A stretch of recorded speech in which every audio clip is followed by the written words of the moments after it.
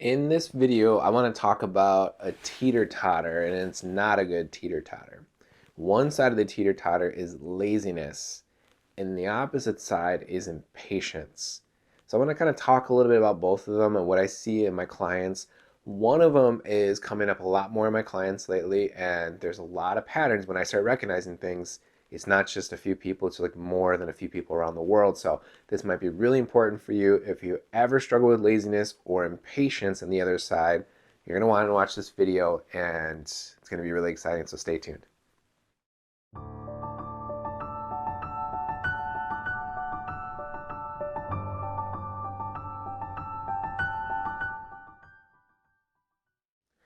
So the actual visual of a teeter-totter is there's three components, right? So there's the center point, and then there's these two like a wooden plank. And then if one is a little bit higher than the other, it's off balance.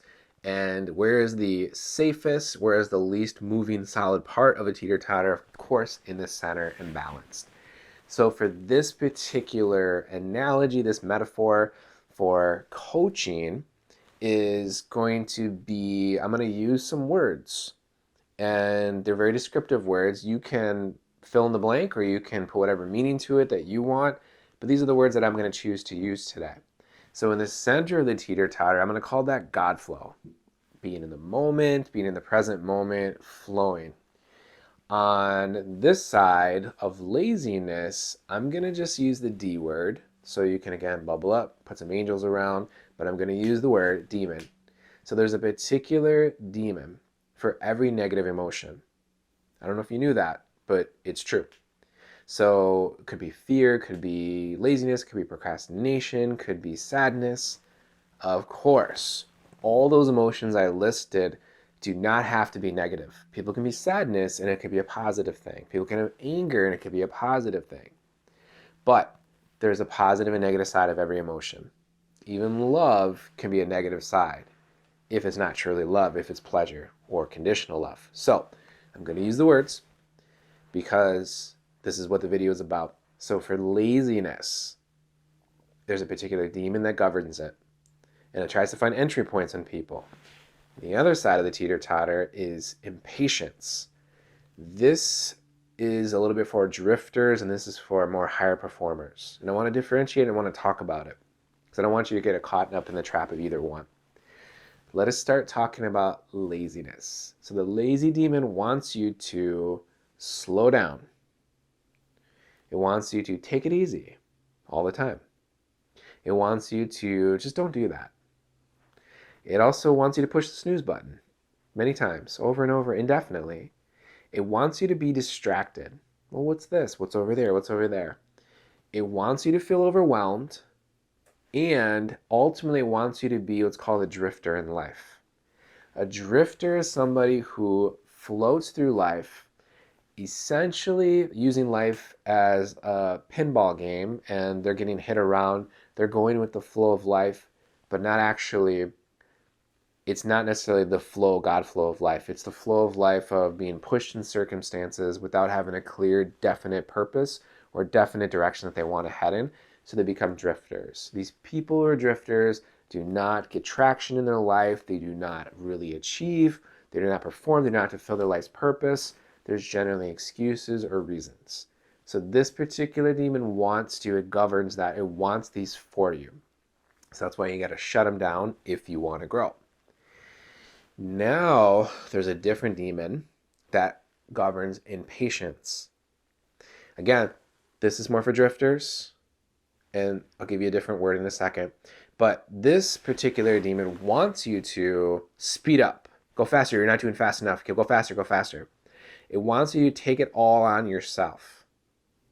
It wants you to do it all. Just do it all. Don't even wait for anybody. Just do it. Just do it and do it quick. Come on, come on. Keep going. You're not producing enough. Right? Impatience. It wants to pile too much on your plate. It wants you to be hyper-focused. Here, focused on nothing in particular. Here, focused on one thing. So here, there's no focus. Pretty much eyes closed. Here, tunnel vision. Here, you're not really looking at anything. Here, you're only looking at one thing out of infinity, missing everything else. So it wants you to be independent. Independent from what? A lot of times people have the definition of independence as a good thing. I would say independence, in my definition, is not a good thing. It's not a positive thing. My definition of independence is independent from the source that created you, independent from the people that can help you, independent from the tools and resources internally and externally that you're going to need. To me, that's my definition of independence. Now, a lot of people, when they're saying independence, they're really probably saying self-sufficient. Self-sufficient is I'm going to do everything in my ability, in my tools, my knowledge, my resources to achieve, succeed, move forward. And when I cannot, by myself, I'm going to team up with experts, with teachers, with people who have already achieved it, already have done it, and can teach me and learn. I can learn in a fraction of the time it took them. That's more self-sufficient or self-reliant. It's different than independence. So for this context, my definition of independence is separate from the source that created you and all the resources that you're going to need. It also wants you to feel overwhelmed. There's just so much on your plate and you got to do it all. And it also this is an additional one, but like a timeline. It puts a timeline. This particular demon wants to there's all this stuff to do and you have to do it there's no wiggle room, you have to do it here. Which, is that really in the case of all of your track record and history? Is it really always had to do it there, or there's a wiggle room? Haven't you achieved things before the timeline, or haven't you achieved things afterwards? And if you really achieved it, does it really matter once you achieved it, for the most part? And then kind of the seventh thing with this particular demon wants you to be a Rambo. Wants you to do it all by yourself. Wants you to be a loner. This one is a drifter. This one's a loner. So this is something that's really been coming up a lot for my clients. Not so much the laziness. This was years ago, maybe 15 years ago, when I was 5 years, 6, 7 years into coaching. And I started to work with people with laziness. I don't work with clients with laziness anymore. I always delegate them because I'm looking for top performers, people that self-mastery, life and business mastery. So I really don't have time for clients that work with laziness anymore. I refer them out. But for the clients that are performing, that do want to achieve in life, this particular demon, if those people conquered, achieve this demon, meaning this energy comes up, they find a solution, they find a protocol for it. That's what shuts down doorways of divisive energy to come through. Divisive energy, its job for divisiveness is to separate you from your heart, from yourself, from your higher consciousness, from that which you love, from your life's purpose, from what you're here and what you're born to do. It's its job to do it, and it will do it in infinite amount of ways. And if you want to achieve all those things I just said, you need to find even 1 plus more or 10 plus more solutions for every problem that it throws at you. You actually need divisive energy to grow. In the spiritual world, suffering is the greatest catalyst to awakening. I'm going to say that one more time. The greatest tool, resource, catalyst for awakening in consciousness, in awareness, and achievement is suffering. It's the number one tool, so you actually need it. But if you use or make use of the suffering, is way better than letting the suffering use you. So the people who are drifting, they're just going to drift until they want to change. But the people who are going for that performance, they've already defeated, they've already slayed the laziness demon, so to speak. It can't come into their life anymore. Well, then a different demon will come in, and it will try to overwhelm. You're doing too much. It's going to try to speak inside of your mind as you.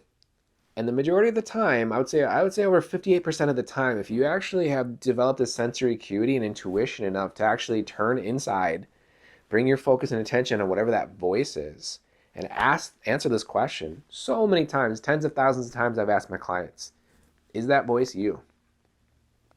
If it's not, on some level, I'm not blaming, I'm calling it out. You're allowing it to come in.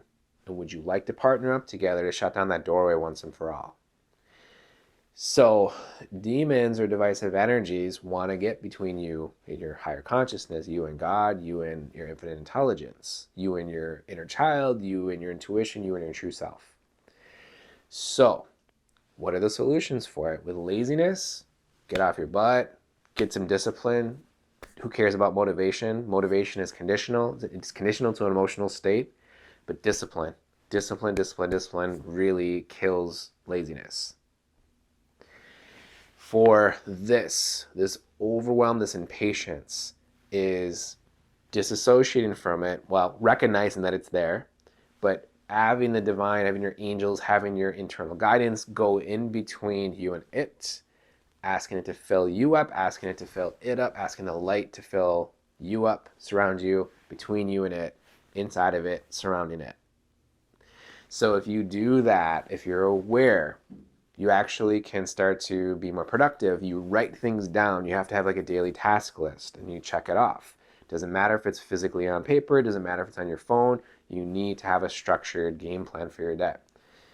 You also need to hear this, that you can't do everything on your own. You do need help.